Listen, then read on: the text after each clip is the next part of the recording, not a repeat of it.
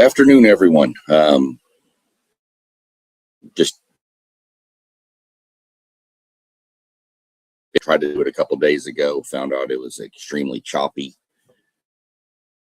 Um, go back through it again today, and hopefully it works. Anybody that jumps on while I'm on, if you notice it's choppy or crazy, look, try again another day.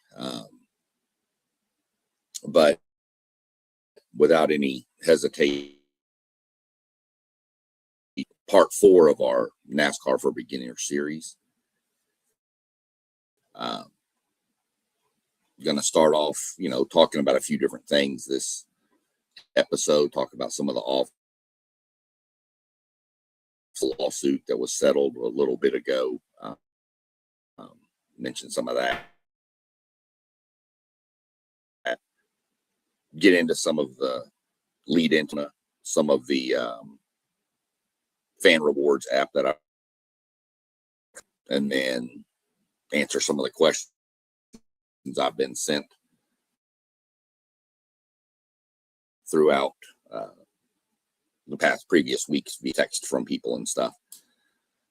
So without any further ado, we'll jump into some of the off season. It was a pretty brutal off season for the NASCAR, kind of a dark cloud.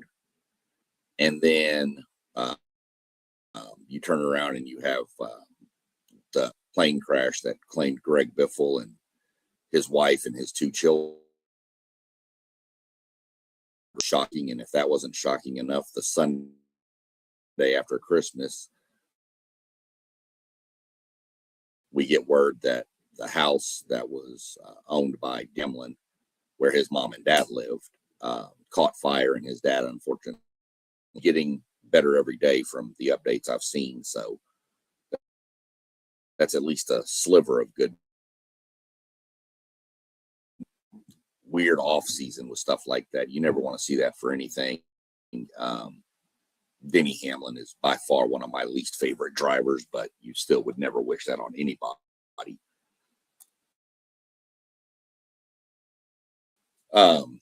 The lawsuit part was between, strangely enough, Denny Hamlin and Michael Jordan's race team and Front Row Motorsports.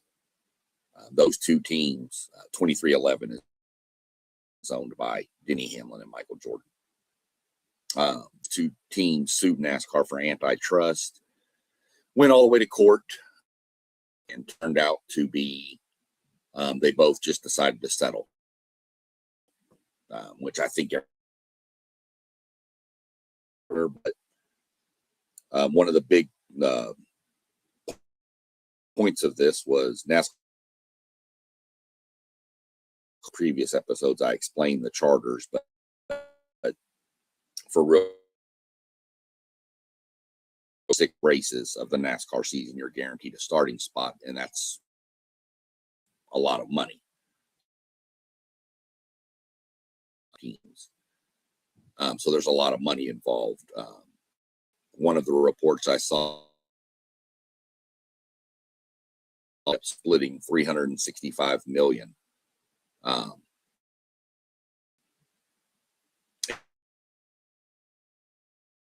Took their charters away, so they were racing as non-charter teams, so they weren't getting the full amount. Paid back what they were owed for charter as a charter team. So $365 million, pretty good chunk of change. I don't know how they're going to split it amongst the 2 teams. I don't know if it's going to be even, or if I would assume 2311 would get more of it because they actually had better finishing positions than Front Row, but that's for them to decide. The where instead of having to renew charters every year, NASCAR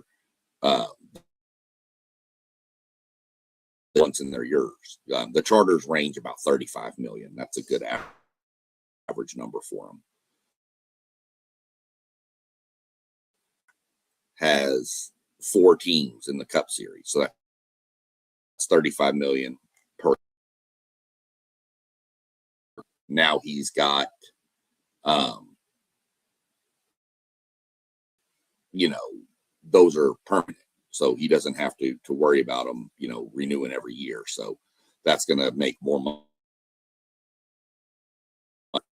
and potentially even cut some of the cost to the fans, because we'll have to see how it all plays out at the end. That's just kind of my take on it. I'm just glad it's over. As far as on track and stuff going on with what NASCAR likes to call silly season is their off season. No idea why they decided to call it silly season. They just do. A lot of movement this year as compared to previous years. Probably the biggest move would be Daniel's Spire Motorsports. That's probably the biggest move of the whole, but nothing real crazy. Like in the previous years, there's been all kinds of movement. So pretty quiet year so far. I know was formerly known as Stewart Haas Racing, which is now known as Haas Factory Team, from Fords to Chevrolets. That's only a one-car team, so doesn't really do a whole lot for the numbers count of the game. It just gives Chevrolet one more and takes one away from Ford. I guess some of the bigger news would be Craftsman is still going to be sponsoring the Truck Series, taking over the second tier, which previous year has been called the Xfinity Series. Of course, NASCAR is the NASCAR Cup Series. Probably another big announcement, which I think is going to have more to do with NASCAR in the future. Probably 2 to 3 years down the road, but Dodge is returning series with their Hemi. So that's going to be big. I'd like to see Dodge back in the series. I'd like to see Dodge eventually creep back into the Cup Series. I think they will. I just think they have a lot of development to do before they get there. And I think this is kind of their first step of bringing back their racing series. So we'll see what happens with that. But I'm kind of excited to see what Dodge can do. And their first, not really a lot of news going on in the off season. Like I said, there's been a few minor moves. Nothing.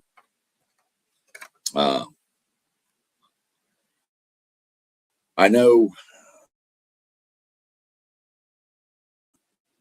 we're creeping towards, NFL playoffs and stuff, which is always exciting for the restart of the NASCAR season. We're sitting 28 days away from the first race of the year. It's an exhibition race. It doesn't count for anything. It's an exhibition race. It's called the Clash. It's pretty much all the winners from last year are guaranteed into it. And then there's a couple of heat races to get more people in. I think they wind up with 21 to 22 cars on the track to race. So just an exhibition race, just kind of something fun to get the season kicked off.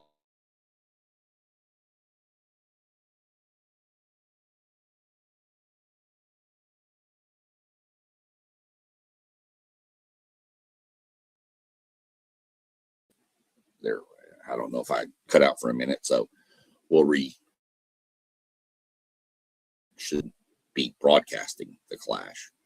The Clash is actually held at Bowman Gray racetrack, but it's actually a football field with a race around it.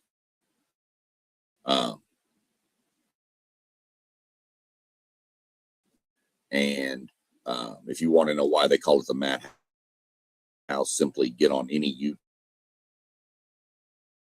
stadium, the Madhouse, and just watch highlights, and you'll figure out why. Really crazy shaped track. It's just an oval, but the stands are literally and parts of it right next to the track. Like the wall is here and the stand.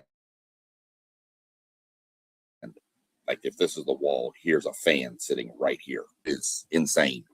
Tons of fights break out at that place.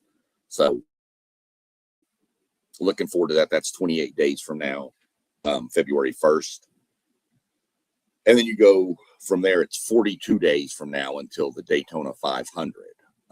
That is the Sunday after the Super Bowl. So NASCAR kind of brackets the Super Bowl. It's 42 days till the actual race, which is 3 o'clock, 2:30-ish on Sunday. It's on Fox again. Fox has the first half of the NASCAR season, and then it splits over. TNT has a few races, and then NBC normally finishes out the year on NBC and Peacock. But if you go to NASCAR.com, there's the whole schedule there, and it gives you the broadcast. It gives you the breakdown of everything, laps of how many laps for each race, all kinds of stuff. 30, I want to say 36 days.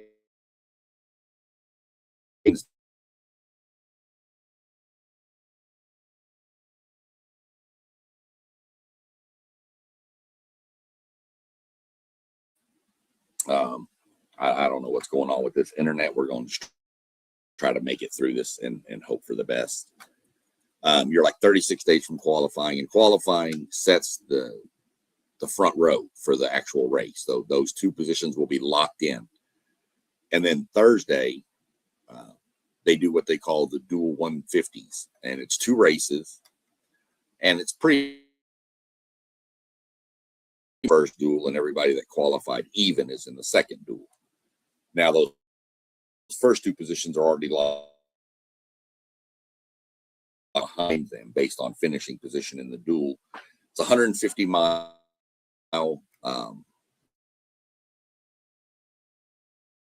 So it's 60 laps, which doesn't seem like a lot, but when you take 2.5 miles into consideration, that's 150 miles. That's still a pretty drive. So there's a lot going on with. So it's really interesting to watch those races. Those are normally on FS1, but you can probably find them streaming on YouTube or something.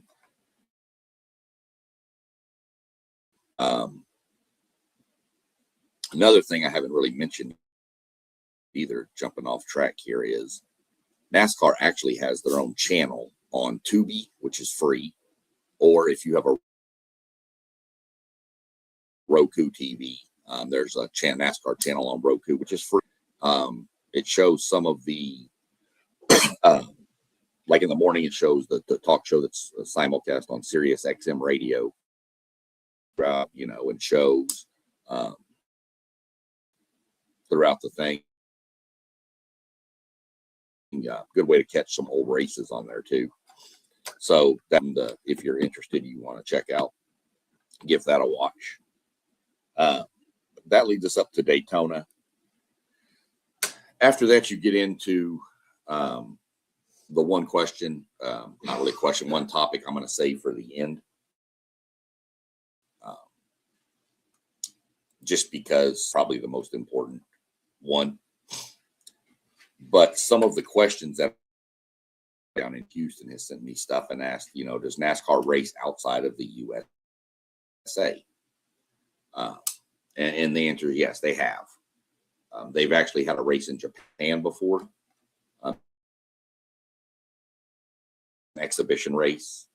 They've raced in Canada last year, just simply last year. They raced in Mexico City. Races in like a Canada and Mexico, but it's going to be, you can't really do it, or even down in Brazil, which has been talked about before. It's just too much trying to move that many pieces to that far. a nightmare that it doesn't make sense to try that during the regular season. And it could be done as an exhibition, but I just don't think that that's going to be something that's real possible, especially since, you're starting in February, would be in, Michigan or something. But you still have to take into consideration move pieces and then getting back. And yeah, so I just think Brazil and coming back in the fold at some point.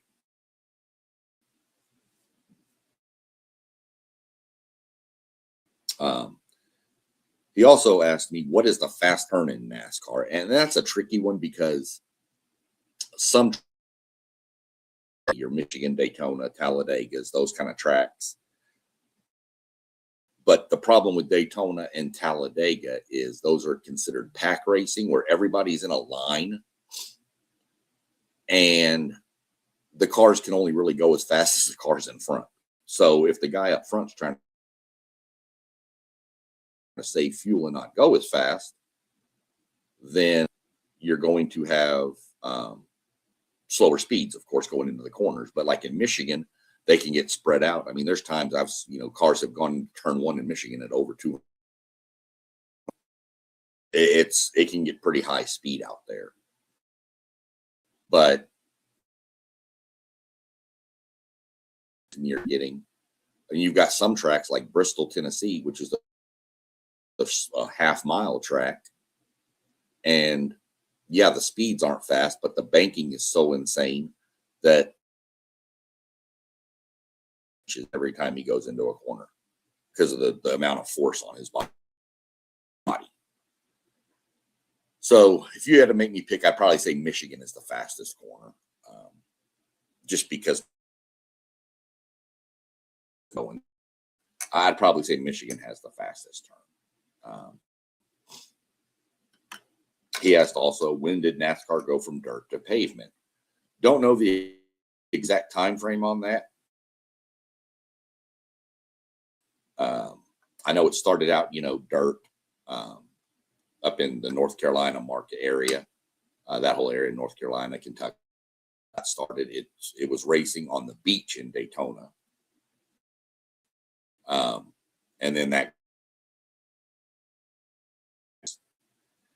NASCAR built Daytona.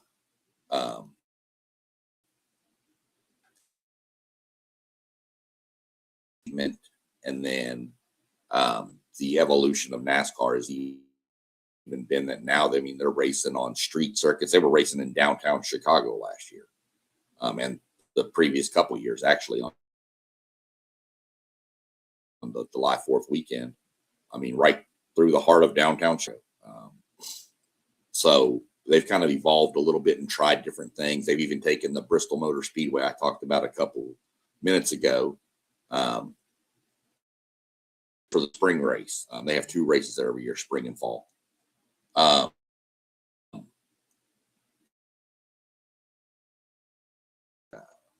Covered it with dirt, and it was a little different, but it kind of ran its course after 3 years. People were kind of, structure and surface. But NASCAR is one that will try different things. They took Bristol Motor Speedway, and they've played college football games in the middle of it. Ball Stadium last year. I think the Reds and the Braves played there. I'll try to get stuff going.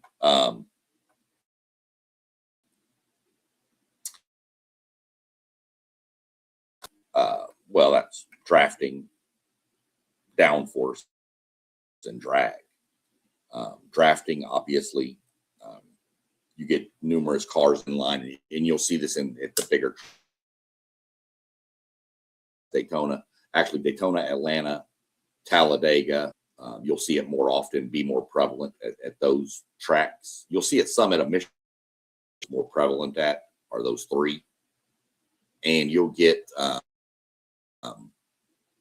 6, 7 cars in a line just pushing each other, and obviously the car in front is doing the most work. just kind of under a bubble that comes over the top of his car. So cars doing 160 miles an hour, and you can have a guy 4 cars behind you running half throttle doing 160 miles an hour. So he's saving fuel because he doesn't have there's no drag on his car. And that's the deal with drafting. Forces that creates drag. So, to go fast, you want to have downforce, but eliminate drag. And that's the fine line that these teams have to deal with when, you can't just make it your own heights and your own weights. It's all specified by NASCARs. You have to be this high, this weight, all that kind of stuff. So it was, there's just numerous different ways that they can do it, though. A little piece of tape on the front of the car here, believe it or not. So those are definitely the 3Ds of speed.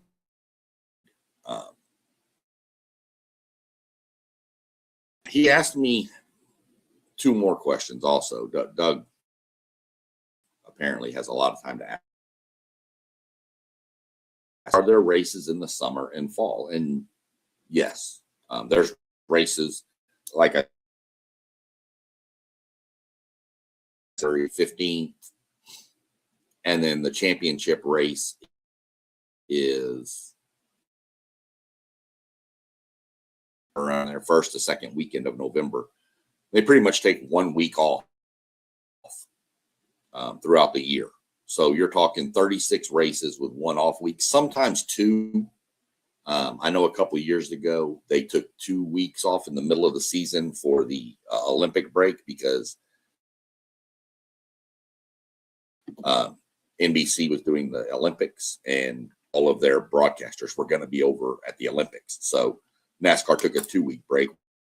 The teams loved it, especially that late in the season leading into what starts the playoff season. There's 36 races, as I mentioned, but 26 of those are regular season, and then the last 10 are the playoff. You got to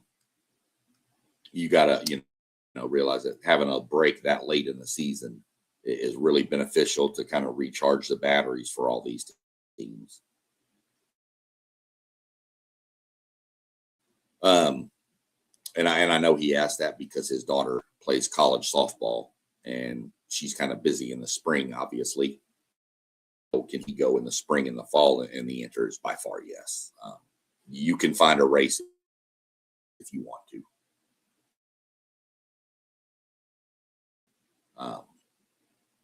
His last question is one in one of the beginning episodes of this, which I should have been posting these on the screen. I apologize to y'all. Did NASCAR really start from bootlegging alcohol? And the straight up answer is yes.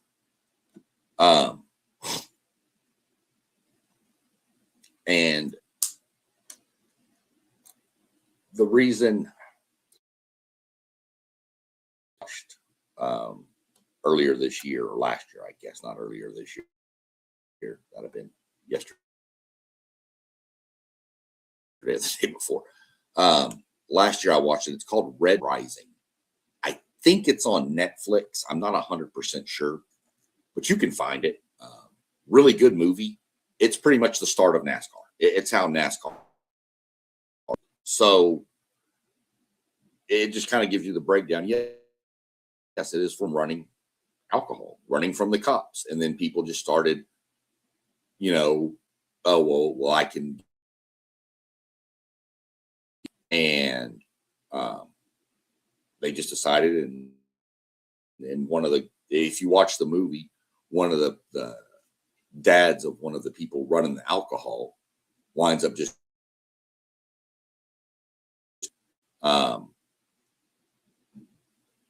and then they turn around and go, whatchamacallit, they go into even the France family talking and trying to get to help start NASCAR. Just asking now back then in the 30s and 40s.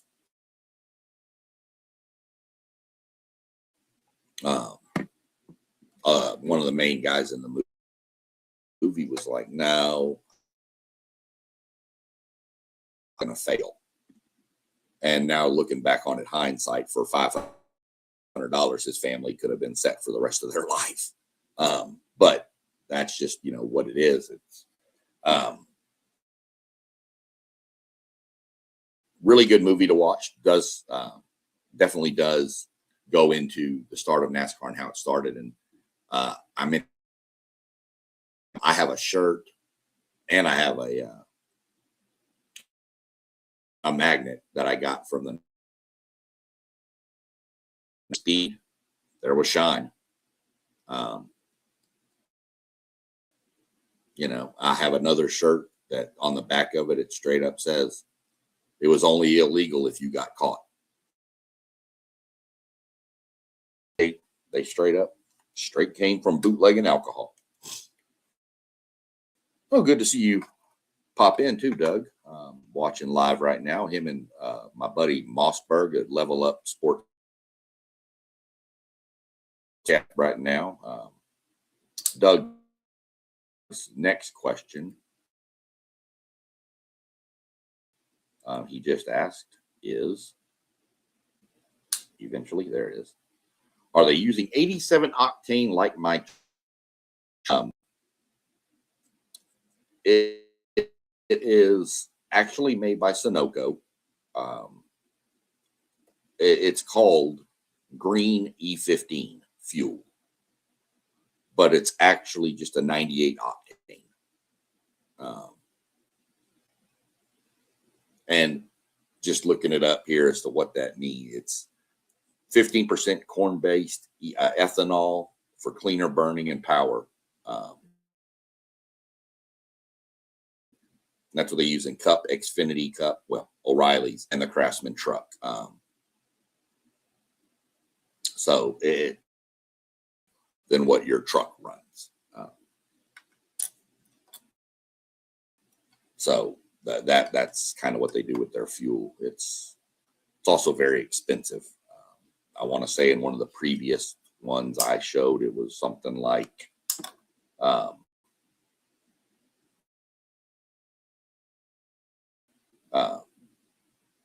it's kind of like one of the first episodes I did where we were breaking down some of the costs. I think it was like 17.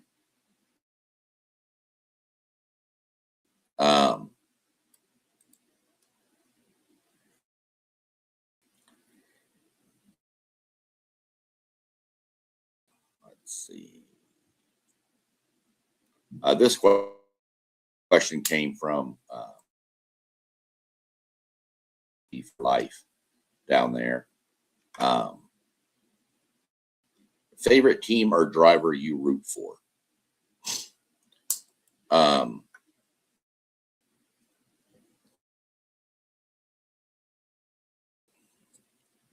I root for this right here. Josh Berry drives the number 21 car. One of the original teams, the only real original team still around. I'm a Josh Berry fan. When my driver retired, which was Kevin Harvick, used to drive, I became Josh Berry because Josh Berry took over for Kevin Harvick. So just kind of, by default, fell into Josh Berry. But I root for, which is crazy because I don't have a Ford vehicle. I have a Toyota Tundra, and my wife has a Jeep. So I root for Fords, I don't know. I just fell in love with the Ford. I think it was the first car I saw on track that looked really cool, the paint job. So I just started following the Fords.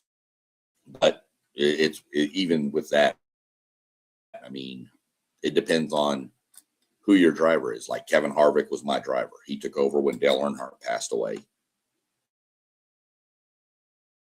Even though I liked the Fords, he was my driver. Then he eventually switched to Ford when Tony Stewart and Stewart Haas Racing switched from Chevy to Ford. So it worked. Which is a Ford owned car, not owned, but it's a Ford. They actually are in alliance with Penske. They have an affiliation, like all shop North Carolina. So they have a really good alliance. They share info. He's probably my second favorite race team. They're also a Ford team, obviously. She likes Ryan Blaney.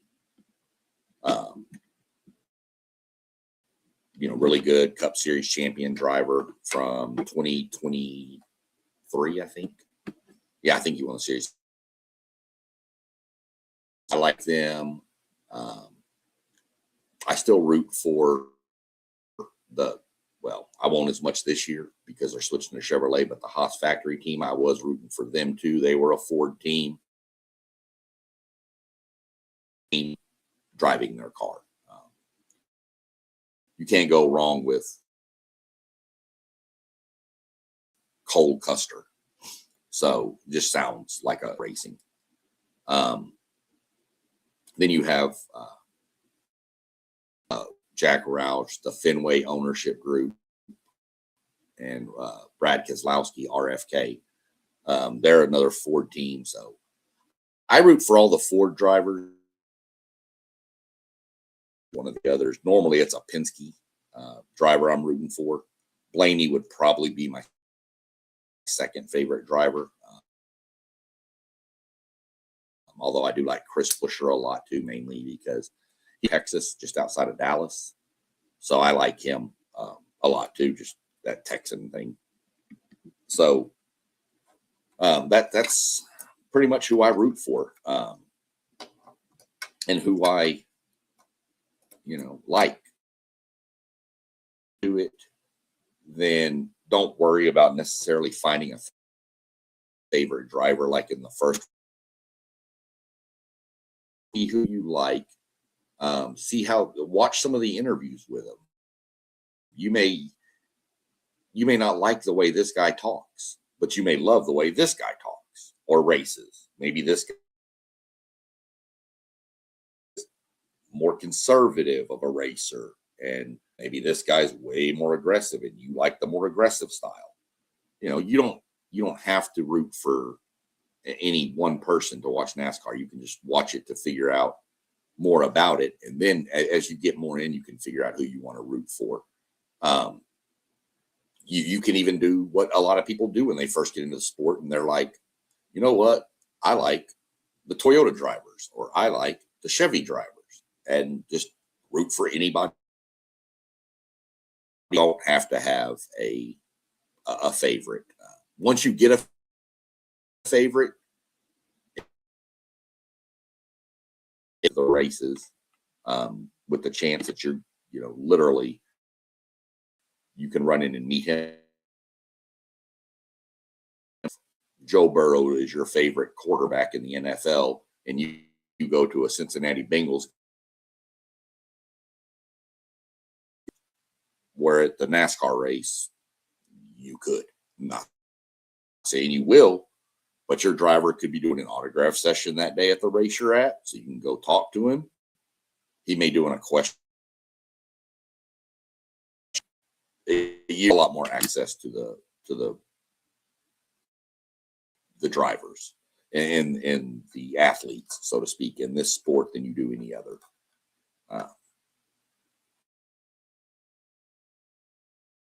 The most important one, and I'll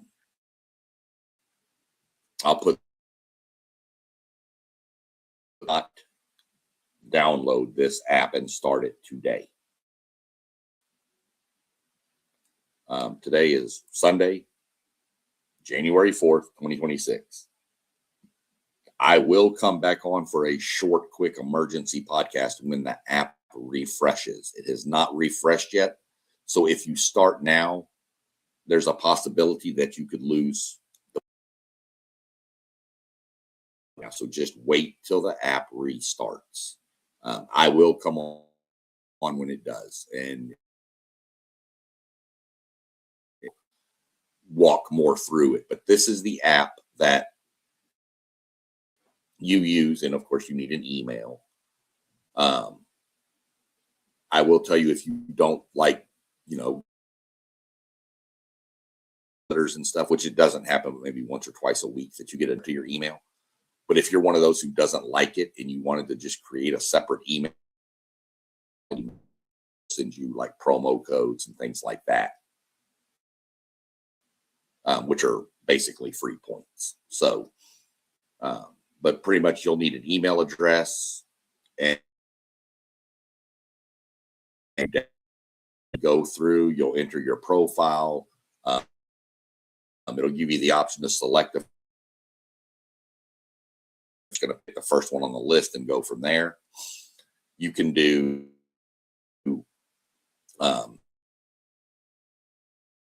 subscribe to them.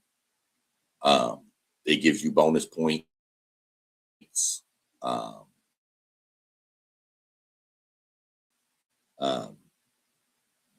You can get just by checking it. So we'll take Daytona, for example. There's going to be 3 races at Daytona, which is the Truck Series, the O'Reilly Series, and just simply open the app, hit the leaderboard, and then hit check in, and it's 50 points. So on the first weekend of NASCAR, you can have 150 points. What are points for, people ask? There's a rewards catalog that you can go in and you put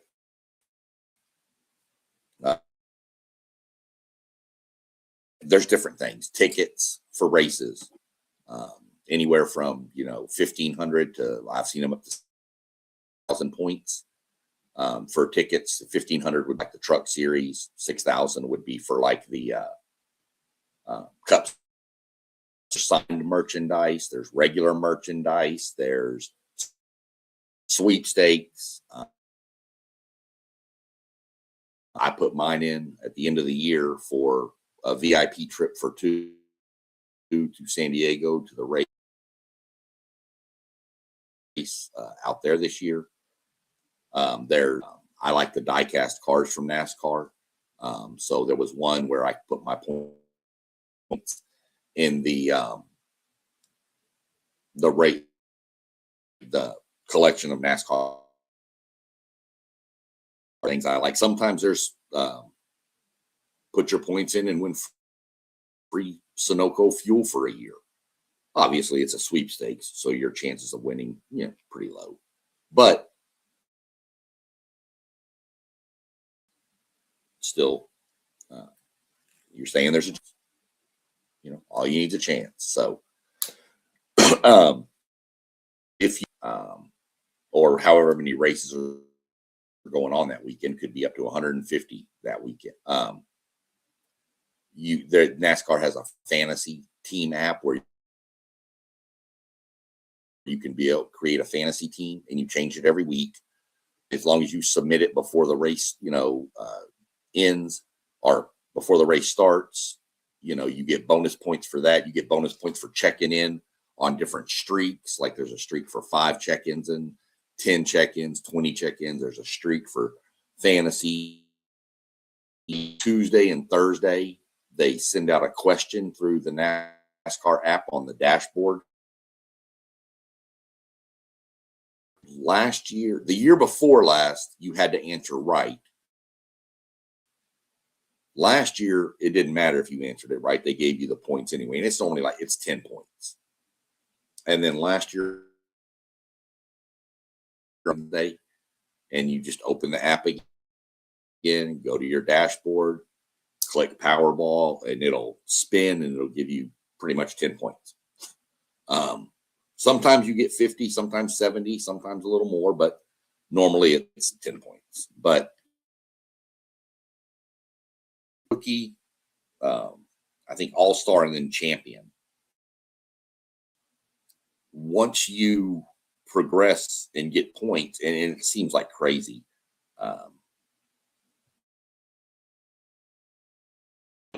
Rookie level gets 0 bonus points. You just get 10 points for answering one of the questions, let's say.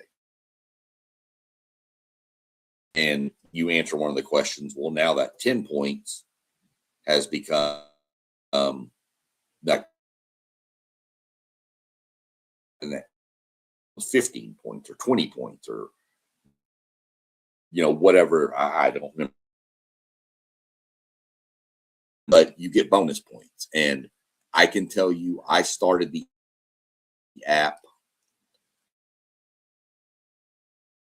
probably halfway into the season, maybe about a quarter way into the season. And by the end of the season, I had already accumulated enough points to buy tickets to a race. So, which I used to take my wife to the Bristol race in Bristol, Tennessee. And she still says that's her favorite place and that's the other thing I do is my wife has the app also, and I pretty much run her app for her to get her the points. And then if we decide we want to go to a race, her fiance, I can get 2 tickets to that race, and so can they. So we'll get more into the app, but those are the things. Obviously, there is a premium app also. It's like, I think, $4.99 a month. But my wife doesn't have that, but I do. But you get points for that every month also. But that allows you access to like listening to your favorite driver and his crew chief and the guy on top of the spotter who's spotting him throughout the race. You can actually listen to him through your phone. But that's, you don't have to still gets enough points to buy whatever she wanted from the stuff. You can get experiences off of there too. Like you can actually save up. You have to use them every year, but if you can save up enough points, say you're going to go to a race, you can trade in points to be the guy or girl who waves the green flag pace car for the pace laps to begin the race. There's just all kinds of garage tours, things like that. You get bonus points for going to the Nascar Hall of Fame in Charlotte, North Carolina, which is an amazing Hall of Fame, by the way. You get bonus points if you go to a race. You do a track check-in and you get an extra 100 points plus if you've got bonus points for that. So the app resets. I'm expecting it to reset probably either this week or next every day. And once it does, then like I said, we'll go on and we'll kind of go through it.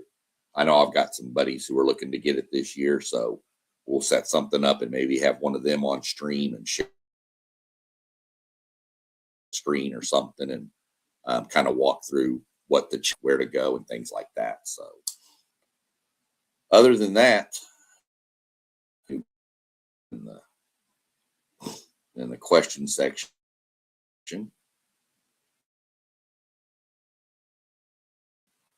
yeah, no other stuff. Hopefully this one recorded a lot better than the we'll see from here, but the main thing to remember life, Level Up Sports 10 Parlay Poe with his Blitzburg podcast, City League TV, which does a lot for the high school stuff here in the Columbus.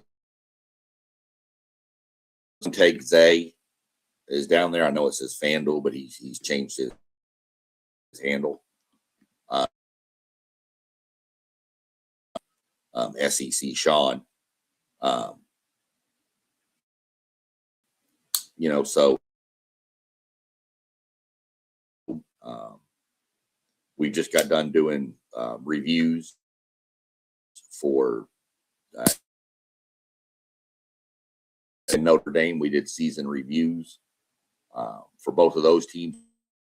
Go check those out if you're fans of either one of those teams. Like, subscribe, and so that you'll know when we go live. We'll be talking about as we get going. We're going to talk about a little bit of hockey. I'm kind of taking a backseat on hockey this year because the Blue Jackets are just not what they used to be or what they were last year. We're also going to have a buddy of mine, Adam John, with me for a couple of episodes coming up with some World Cup stuff. With the World Cup coming to the U.S., get into that a little bit, break down some of the draws, some of the pools when I make them, but give you some stuff there. The just there's tons of comment on all of our channels. You can go back and watch for beginners. Really, it's part 5, but I didn't number the first one, so I just left that one alone and started out. You can always,